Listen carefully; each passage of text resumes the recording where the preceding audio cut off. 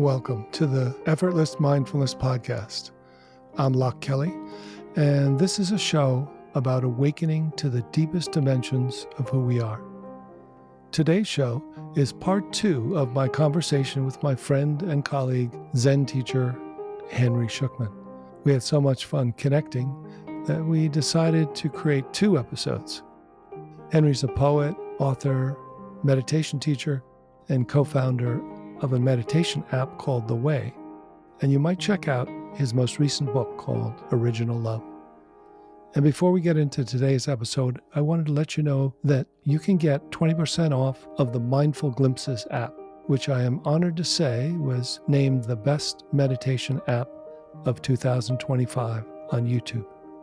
Now, on to our show. You know, that doorway of pain or whether it's physical pain or emotional pain or mental pain or suffering, that we can suffer about suffering. I had 2 years of long COVID. So I had all these symptoms that would I felt like I was 105 years old. My legs wouldn't fire. The nerve endings, I put my leg out. I have to pick it up and put it in when I got out of bed until I could get it to work. And then my, blood pressure would go up and down, the heat and cold and brain fog. And then I realized, brain fog, just forget about that. Just start talking. You don't really need it. It's like, I wasn't, it's still somewhere in there, but I just am not self-referencing. But you know what? I had a bike accident early in just right around the start of COVID. And I had post-concussion syndrome, and my brain was just much less. I mean, I don't know how acute it ever was, but it was a lot less acute, and my stamina was much lower. But honestly, it didn't really matter. I was living in from here anyway. It's that I could let the brain just rest and I just live out of this, And it's okay. I love the poor little head, and I'm doing what I've done a lot. It's much better now. I've treated it well, but actually, it's not so needed. No, it's not. It's not as because if we talk about flow, so the way that I understand flow, I call it 2 kinds of flow, although it's not talked about scientifically, but I feel there's absorbed flow and panoramic flow. So absorbed flow is when you enter like a jhana or enter into work and time passes very quickly. Like you look up and an hour's passed and you're like, wow, where did that go? And panoramic flow, which is more like being in nature or dancing or being in everyday consciousness, time slows down and you feel connected and it's multidimensional. You're not in a tunnel, you're not absorbed, you're panoramic and you're dropped and you feel like you're operating from this heart space. I love that. I do that a lot. I've never actually heard it labeled like that. Yeah. That's very good. Yeah. Interesting. There's another, Shinzen Young uses the word flow in a third sense. Oh, okay. For him, it's like when the sort of ordinary problem solving, problem addressing self just rests. And the gear switches, and suddenly there's undulatory. The fabric of experience can become undulatory, or it become pixelated, or it can become vibratory, or it can have a little warm buzz in it all through experience.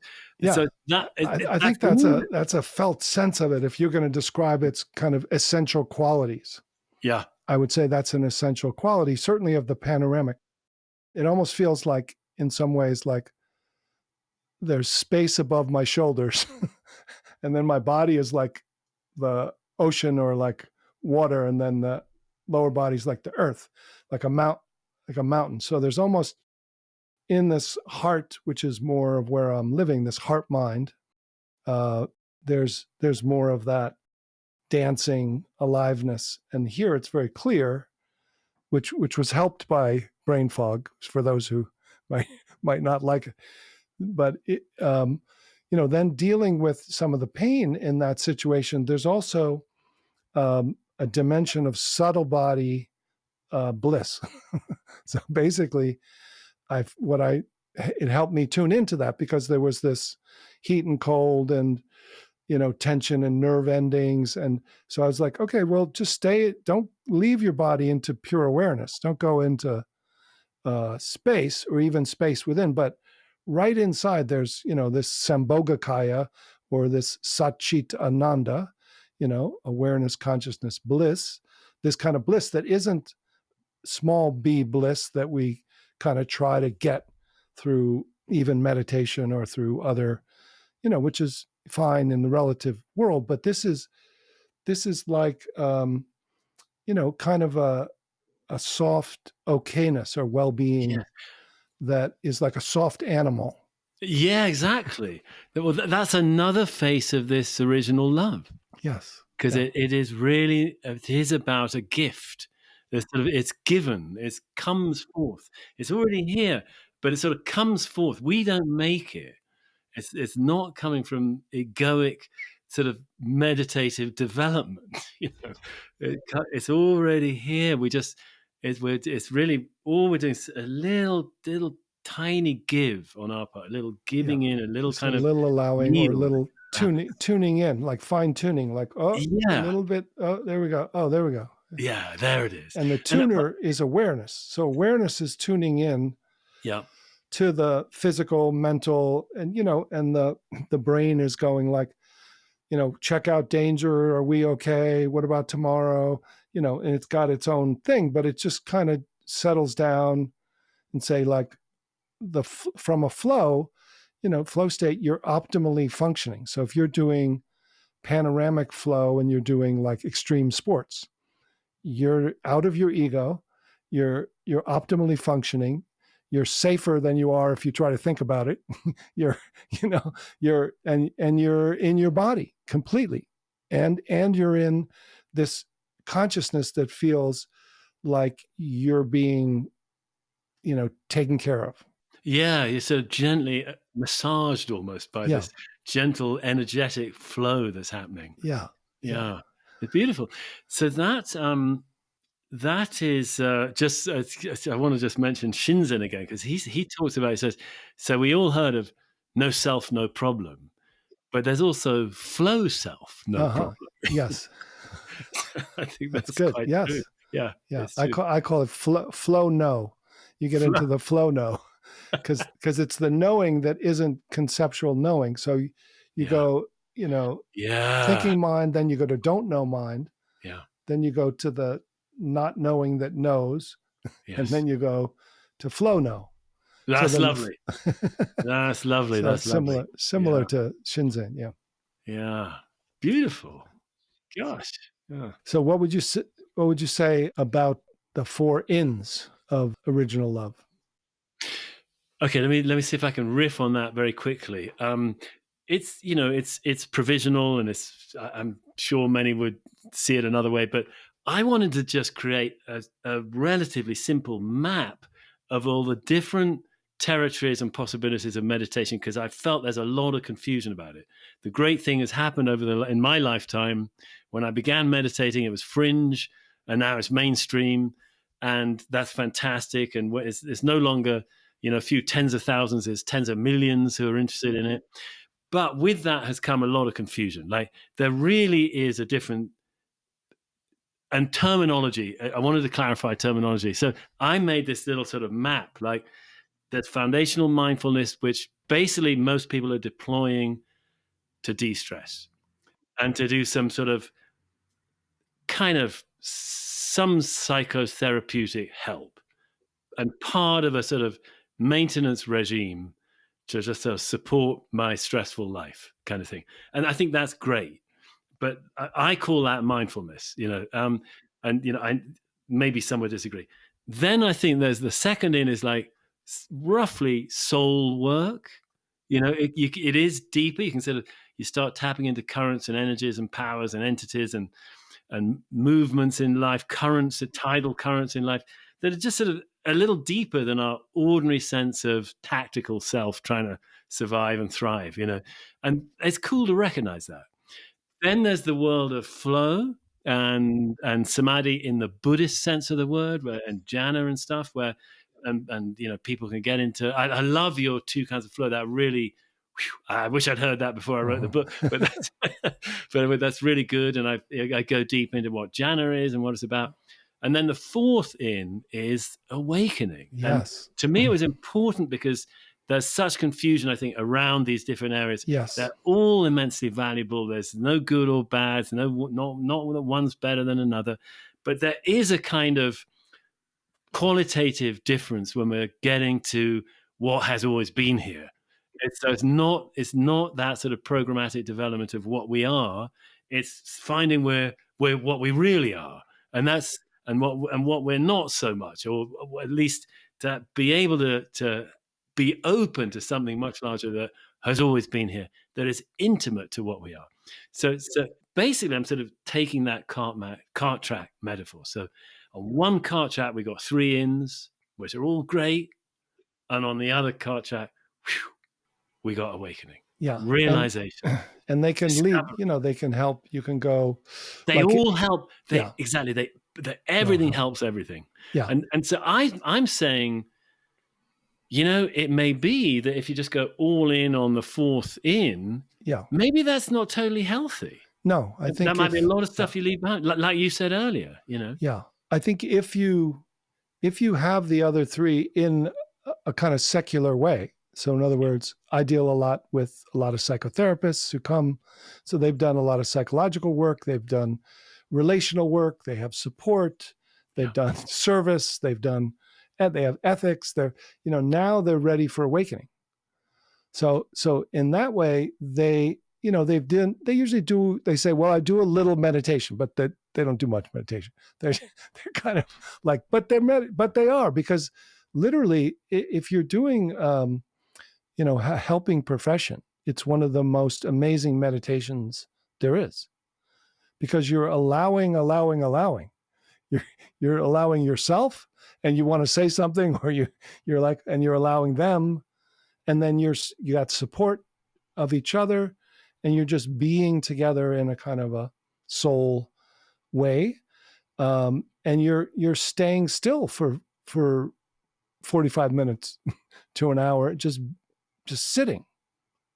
So it's really quite so I kind of get them to see that and start to make that their primary meditation practice, and then add awakening both for themselves and their clients, which is to really see that there is another dimension of awake consciousness that is inherent within everyone, regardless. What I found is, regardless of whether people have had trauma or not, that it's not like something, as you said, is developed or created. It's inherent, and it can be recognized right away. I work with this internal family systems form with Dick Schwartz. And so, so that's the main thing. I kind of bring together those two together. And there is this concept similar, that there's a self that's already inherent within self, kind of in the Hindu sense of true nature. And that you feel that you're identified with a part. You ask the part, you give it respect, you ask it for some space, and then I add a kind of another dimension. I say, well, as soon as you ask it for some space, are you aware of it, to recognize that's probably a self-like part or a mindful witness? Can you ask for some space from that? And then you open up into this vast presence, and then come back. How do you feel toward the part now? Well, I feel compassion. And so that separation, that mindful move, which is really, what's so important, and then looking back, and then opening up further, and then feeling back. So that, and feeling that there's not two, that the observer and the observed are now the same, even though one has a different experience and the other is more allowing, and then there's a third one here that's resisting, and this one's, but you're it's all the same fabric of love. Exactly. I was just going to say they're all the same in love. In love, yeah. In love, yeah, exactly. And that's really what they're made of. That's beautiful. I mean, I love IFS. I've done a lot, and I work with it in a very informal kind of way with people. Yeah. It's maybe sort of simplified somewhat. I don't really get deep into the parts work. I'm not trained in that, although I've done it a lot, and on myself and my wife does it too. And we're deep in it. But just to recognize that capacity, that it doesn't matter how sort of messed up we are, actually, it's not, there's that one of those cart tracks is kind of incremental and programmatic and developmental. The other one just isn't. And any of us have got it. It's always here. And it's amazing how, like I was saying earlier, like there's this small little shift, a little micro surrender, a yielding, and some sense of something just a bit more beautiful and larger and wider, and that's already here, just comes. And it can come. I mean, I've had students or people who have come to workshops and things of mine who have very difficult situations, and have been really in long-term complex trauma and very complex things, and they get it. They go, ah. Wow, what a relief. I didn't know that it was possible. I thought I was gonna have to work my way to it. That's the first cart track. It promises you can slowly get better, but it's gonna take all this time. I mean, I must say, a lot of people that I meet from the Vipassana world have had more of that mindset, that yes, it's a long, slow thing you gotta build up. Yes, gradual. And you have to see insight, and you have to go to no self and hope that no self will lead to true nature. Yeah. Without presenting it a little bit more. But some people get there. The beauty of IFS, the reason it's such a good match, is because it solves the problem between no self and self. So in other words, if you have a self that once you wake up from it, so then it's not the center, then you have this loving presence, but you still have personas or personalities. So the ego isn't dissolved. It isn't actually an illusion. It isn't. It may be a delusion that you are it, or what's called blended. You're blended with it, or you're identified with it. That's the only delusion. But it's a functional. It goes from ego identity to ego function, and it becomes a part of you. And then you have this functional personality that isn't either I'm only pure. I've had, people from the non-dual world come and say, there's no one here named John. There's just awareness. I go to the supermarket and things end up in my cart, but my partner has a problem with me. What do you think? And a lot of them for a certain time period, because of the model of non-dual is pure awareness. And so this, you can, go to pure awareness, but now you come back and you realize, oh, well, there's a personality that's like my hand is a part of me, and my ego and my resistant part and my part that feels I'm not getting it, or doubting part, or, it's like, okay, gang, we're all in kindergarten, Exactly. They're all welcome. They're all welcome. Come on in. Yeah. That's it. Yeah. Well, I love that. I mean, that's the thing with Zen, actually, that I do really like about Zen, is that it's sort of, it has this idea like, okay, let's see, Kensho might happen. Then if Kensho happens, then you can start the real koan training, by the way. That's when people really start on the koans. Pre-Kensho, it might be 1 or 2 koans that you sit with.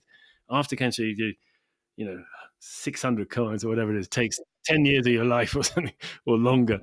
But maybe the hope is kind of at the end of that, or somewhere around, near the end or after the end, you might have a deeper experience, a really deeper falling away. What in Dogen called it, body and mind fall away. Like, so basically everything falls away. But then that's the 4th of the 10 ox herding pictures. So you've got 6 more pictures to watch. But it's all about kind of just coming back and being natural, coming back to the marketplace, more generous, basically. Yeah, you know, I mean more open and loving and generous. that's the beauty, right? What is it? The empty circle is the eighth, right? That's right. Yeah. And Yeah. then, but the last one is, I love this phrase, this wording of it: returning to the village with gift-bearing hands. Exactly. So Gift that's bestowing hands is gift another bestowing translation. hands. Yeah, Exactly. there's different variations, but that kind of feels like you're just back in the world, and there's some kind of natural generosity and kind of playfulness and joy. It bubbles up. That's right. And that's exactly the original love, Yeah. and in my terminology. But it's that awake, loving flow. Or what, I've forgotten your terminology Yeah, now. that's But it. it's Awake, essentially, loving flow. Yeah. you're feeling immense gratitude and abundance and bounty, and you want to share. It's just quite natural. It's like John of the Cross, Juan de la Cruz. He has this line, que bien, can I do it in Spanish? And I'll translate, Yeah, que yeah. bien sé yo la fuente que corre aún es de noche. How well I know the fountain that never stops flowing, even though I can't see it in the dead of night. And that's like that ever-welling well-being, the well of ever-welling up well-being that replaces something. That when some root system is dug out, here it is. It's flowing up. It's welling up, filling with generosity and gratitude and Yeah. love, and that same love can totally allow. Oh my gosh! It can welcome whatever parts, whatever hurts, Yes. exiled parts, managing parts. Yeah. They're welcome. Yeah, they're welcome. Yeah. So Yeah. so I mean, this is the beauty, is that to kind of have this deep dialogue, and the idea is that just to say that this is possible. This is natural human condition. One thing I say is awakening is the next natural stage of human development. That Yes. it's part of waking up and growing up. It requires both. Yeah. And but it's inherent within everyone. And even though you get frustrated in the beginning, people who are listening or like say like, well, I'm not having that experience. Should I be having it, or should I try to have it? It's just there's a saying, always awakeness, always unfolding. Mm. So this unfolding is for everyone, always happening. It's not about landing anywhere or achieving anything. And you're going to be doing some practice, meaning, living your life. And if you add a meditation practice, it's to awaken. Mm-hmm. Then it's going to take what it takes. And for everyone, there's different doorways, and there's different obstacles, and there's a different path, different mountain range, as you say, and just to encourage the possibility, not to kind of dangle a carrot or to say, but even as you said, a little drop of love. That's just my a key glimpse, thing. And that's what I call a glimpse, right? Yeah, exactly. So I think wherever we're at, if we can just find, in just a moment of stillness, just find that there is a way we can allow it. Yeah. We can just if you notice there's some trace of resisting, mm-hmm. allowing that resisting. Yeah. Just that little softening. Yeah. It's a little bit slower and a little bit softer. Yeah. Slowing the system down. Yeah. So find the whatever is arising, then find the resistance, then find the allowing. Yes, exactly. And then the allowing is doing what it does, which is allowing. Yes. And another metaphor is like a bead curtain. There's one strand that's a little uncomfortable, and there's another strand that's I don't want it. I don't want it. And they're both just gently resonating like guitar strings. Yeah. And then, but there's a sound box. The sound box wants the vibrations. That's right. And you are that sound box. Can you let yourself just be the sound box? Mm-hmm. And you can let it happen. You feel the shiver of release, and the shiver opens to the resonance. And suddenly what was difficult, it's welcome. And it actually may even become a little bit beautiful. Yeah. That very I love that phrase, the stone the builders refuse will be the cornerstone. Mm-hmm. You know, and that's one of the wisest lines in the New Testament, I think, which is not a Yes. text I go to much, but I love that line Yeah. because the very thing I think I don't want, that I'm trying to get rid of, That's right. what if that is my opening? That's my gateway. That's the jewel, gateway. the treasure, you know? And I love that instrument too, like a guitar. Yeah. Because one of the practices I do is I have people unhook their awareness and kind of drop down, so you're aware of your face from within, you're aware of your jaw, direct perception. So you're decentering, and then you come to this heart space, which is like the guitar's space. Soundbox. Yeah. And then open up behind you to the awareness that has your back. Yes. And then have that awareness arise as a wave in the ocean and look out of the eyes of the heart.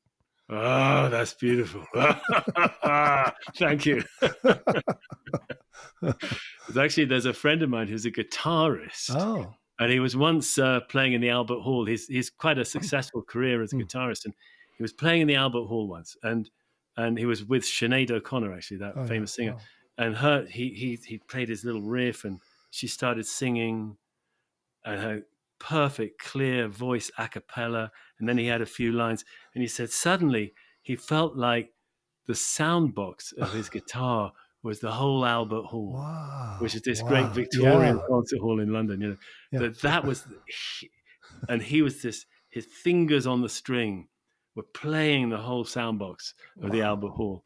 I thought that's rather beautiful. That's so beautiful. Yeah, that's.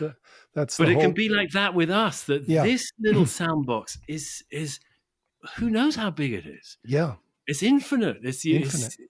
And it's interconnected. That's the other word. That interconnected feeling of interconnection, or same, or what they call same taste. Yes. So that feeling, and some people, you know, when I'm describing that, and they're, well, do I have to like feel like the lamp and I are one? And I'm like, no, you don't have to. It's not like a psychic thing. Exactly. So exactly. You know, but people are like, well, aren't you one with everything? Isn't it like you're tripping or something and everything's melting? No, it's not that. No. But it's almost like one thing is you're not projecting your mind onto things. Not at everything all. becomes friendly. Yeah. And immediate, almost like, you know, and some people feel like it's in their mind, but it's more like it's just that there's no in between. Distance, really. There's no distance. There's no distance. Yeah. I mean, it's like Dogen had this great line, said, when the self goes out and projects itself onto things, that's delusion. When the mid-riad things come forth and confirm the self, that's awakening. Oh, yeah. Beautiful. Yeah. So it's not, it's all these things. It's this gear shift. It's this gear shift, and this kind of tuning. And the beauty of this, of our conversation, and I hope people appreciate that we're talking and celebrating this potential. You know, we're doing it in a way that we feel like fortunate that we stumbled upon it, you know, that where there's nothing special about me in terms of who I am, or even, you know, things happened first, as you say, then I became interested. I mean, I think once that thing happened at 19, I was like, so there we were. Everyone's like, well, what are you going to do when you graduate? And I would think, oh, I could do this. And then all of a sudden I went like, well, you know, that thing that happened before, I'll do that. And then I try to explain it to anyone. They go like, what are you talking about? You should get a job or something. So, but that was it. That was the decision. That was like, no, whatever this is that showed me everything I've ever wanted and healed the grief, and yet allowed the grief. And it allowed me to actually, it didn't take away the grief. It allowed the grief to continue and express itself. Yes. And became more juicy. Yes. It's so cool. I resonate with all of that. And, you know, I think, honestly, I've been a really poor candidate for this kind of practice.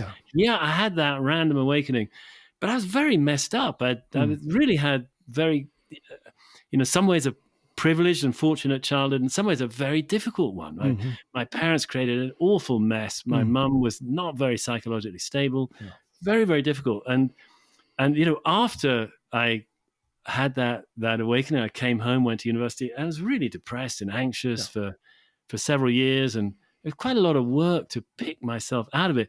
And I never imagined that I would turn a corner, actually, because I'd already seen it, but I was so miserable. I never thought I'd be one of the people who could actually really open in whatever way it needed to happen, that it would really change your life. Yes. I didn't believe that would happen to me.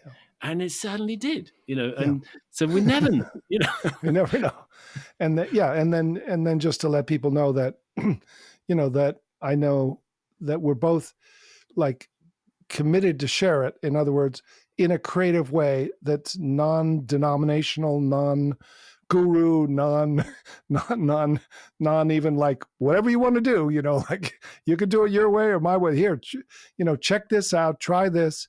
But, kind of getting feedback from students like, what worked? Oh, that didn't work. Well, try it this. Well, maybe it's this. Well, what do you think of? All right, try that. And then, oh yeah, that was better.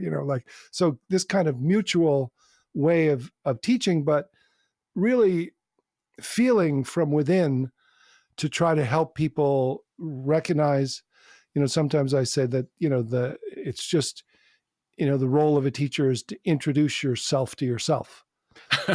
Yeah.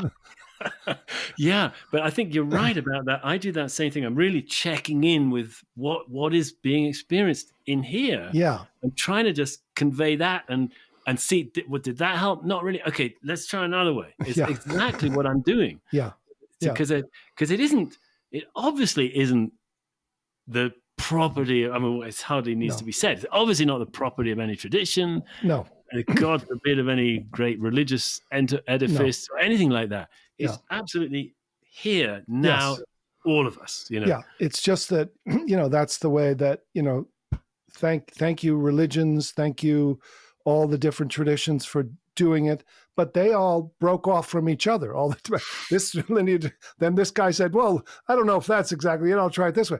But each one just started like, yeah, but we're the one you got, So it's like, okay, let's take a view. We're fortunate to be in this time and just say, all right, you all tried to find it in your own way. What are the common principles? Exactly. And that's what I'm always like, all right, what are they trying to do? What's a koan trying to do? Let me try that. Oh, I see. So it does this, then it does this. And then I experience, okay, so let me try this. So, you had two koans. You had what's this and this in your book. Mm-hmm. And I find them very different doors. Like what's this kind of does a classical, kind of the mind looks until they can't find it. But this is more of a pointing to me. It's like, exactly. This. Exactly. Yeah. Then I just go, yeah. Does that make sense? It totally does. I think they are two distinct kinds. Yeah. They're two pointers. Yeah. One's got a little bit of investigation in it. So you see, what does that do? That's right. And now it's like, no, this. This. This. And then what's this? What's what? What's this? Oh, this? Oh, not that. Okay, wait a minute. Now, don't do that. No. Okay, what's this? What's this? What's this? No. And then it's like, it gives up. Like the searcher, like the problem solver, just relaxes. Yes. And then this shows itself. Oh, yeah. Beautiful. Yeah. All right. Well, shall we? This has been really, really nice, Loch. Thank you. This has been very much fun. This is like a real playground. To get to playing with the whatever the wide open field. The wide open so field. Beautiful. Yeah. And dancing. Dancing dance together. Yeah. Good. Well, we'll look forward to more time, and maybe we'll. I know we're both down there in Costa Rica sometimes. I was down. Let's see if we can coincide. Yes, that would be great. Let's be in touch. We should try to be in touch and spend some more time together. But this was a delight. Thank you so much, Henry, and I thank you all for listening. And please look up Henry's books, and he has events and his app called The Way, and all of it's good. Well, thank you so much for having me. I'm really honored and thrilled. Okay. Thank you, Henry. Okay. Be well. Bye. Bye. Find a comfortable way of sitting. You can have your eyes open or closed. Take a deep breath and just notice the activity in your mind and your brain. Notice that awareness is there and aware of thinking. And now, simply unhook local awareness from thought and have it begin to slowly move down through your neck. As local awareness unhooks, it is where knowing is happening. So feel that you are knowing directly from within your throat, and then, like an invisible bubble, local awareness can move down into your upper body and find a location where local awareness is aware of both sensation and awareness. Check and see that you're not looking up to thought to know, and you're not looking down from your head to know what's going on in the middle of your chest. Awareness is unhooked. It has moved like an invisible bubble, like a balloon, down to the middle of your body. Feel that it's comfortably knowing from there. And now feel as if from this open-hearted awareness, there's an intention to treat this bubble or balloon as if it's a balloon of intelligence that's buoyantly filled with air and is resting in the water of your body. Just keep the knowing sense down from its habit of going back up to the head. Just apply the easiest intention, just as if your hand were on a balloon filled with air that's in the water. So you keep it halfway in the water, feel the habit of it going back up toward your head, toward thinking, and yet you let the center of intelligence remain down within your heart mind. Stay there. Don't look to thought to know. Look to awareness, and then awareness can know thoughts that are coming and going. Feel that awareness is knowing without referencing thought. Feel the kind of knowing of this non-conceptual awareness.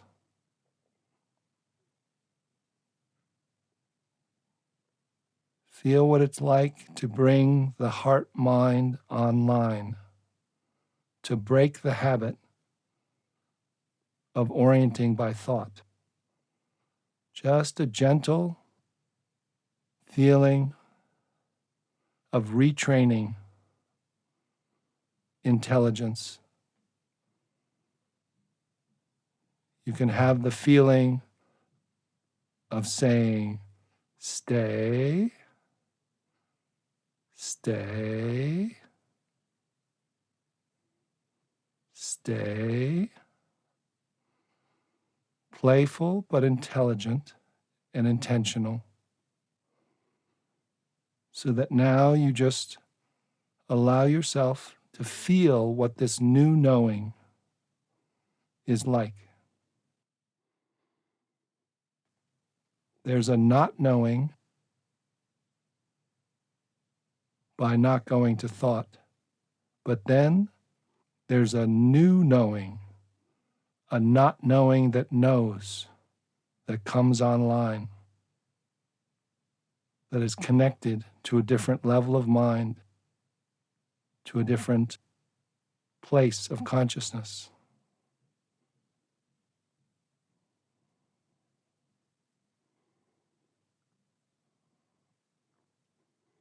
See what this is like to stay balanced inside and out.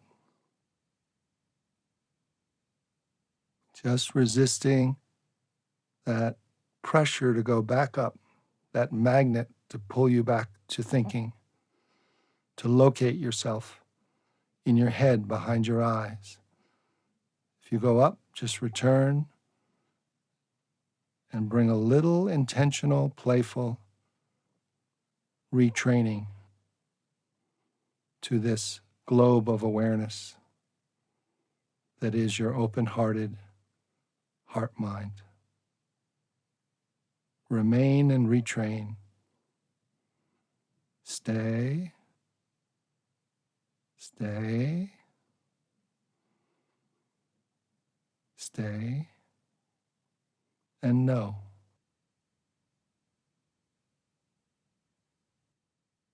Enjoy. I hope you enjoyed this episode and the glimpse practice. If you did, please check out our website and the 20% off of the award-winning Mindful Glimpses app in the link below. And please consider leaving us a rating and a review. This is by far the best way to help get effortless mindfulness out to more people. Thank you so much, and until next time, take care.